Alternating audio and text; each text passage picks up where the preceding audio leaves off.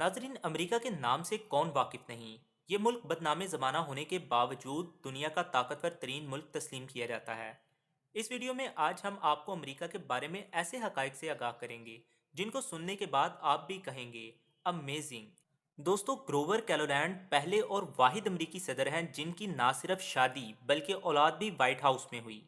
White house अमरीकी सदर की रिहाइशगाह को कहा जाता है, जैसे कि पाकिस्तान में वजीर आजम हाउस होता है। ग्रोवर कैलोलैंड की खास बात यह थी कि इन्होंने सदर बनने से कबल अमरीकी जेल में बतौर जल्लाद जिम्मेदारियां अंजाम दी और खुद दो कातिलों को फांसी घाट पर भी लटकाया। नाजरीन, किसी भी मुल्क का परचम इसकी शनाख्त का अहम हिस्सा होता है। अमरीका में परचम इमारतों पर लहराता हुआ तो नजर आता है, मगर इसके डिज़ाइन के कपड़े और जूते भी पहने जाते हैं और एहतजाजन इसे जलाया भी जाता है। अमरीका में परचम जलाने के हक को कानूनी तहफ़्फ़ुज़ हासिल है। लेकिन क्या आप जानते हैं कि 1958 से कबल अमरीकी झंडे में 48 सितारे हुआ करते थे, जो उस वक़्त 48 रियासतों को ज़ाहिर करते थे।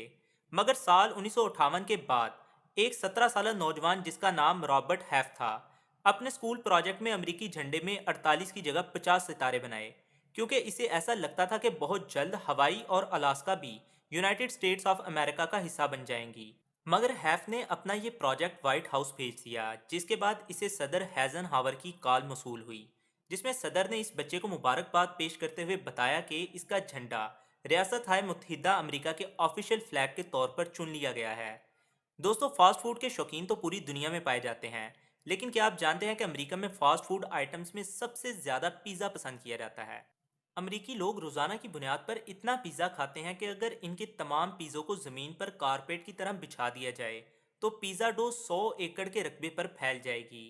आपका पसंदीदा फास्ट फूड कौन सा है? कमेंट सेक्शन के ज़रिए हमें ज़रूर बताएं। नाजरीन, जब भी अमेरिका का जिक्र किया जाता है तो फ़ौरन दिमाग में इंग्लिश का ख्याल आ जाता है। अक्सर लोगों को ऐसा लगता है कि शायद अंग्रेज़ी ज़ुबान अमेरिका की ऑफिशियल लैंग्वेज है, लेकिन आपको बताते चलें कि अमेरिका की फेडरल गवर्नमेंट ने अंग्रेजी या किसी भी जुबान को अमेरिकन ऑफिशियल लैंग्वेज करार नहीं दे रखा। अमेरिका की तमाम रियासतें इस मामले में खुद मुख्तार हैं। दोस्तों, ये मालूमात भी आपके इल्म में इजाफे का बायस बनेगी कि दुनिया में सबसे ज़्यादा डायनासोर फॉसिल्स की किस्में अमेरिका ही में दरियाफ्त हुई हैं। ऐसा लगता है कि शायद डायनासोर्स को वो इलाके बहुत पसंद थे। डायनासोर्स के ज़्यादातर ढांचे सहराई इलाका जात में मिले हैं, क्योंकि वहाँ हरियाली और सब्ज़ा बहुत कम होता है और फॉसिल्स को बाआसानी रेत के नीचे डिटेक्ट करके निकाला जा सकता है। दोस्तों, वीडियो इन्फॉर्मेटिव लगी हो तो इसे लाइक करें और मज़ीद ऐसी वीडियोज़ देखने के लिए चैनल को सब्सक्राइब भी कर लें।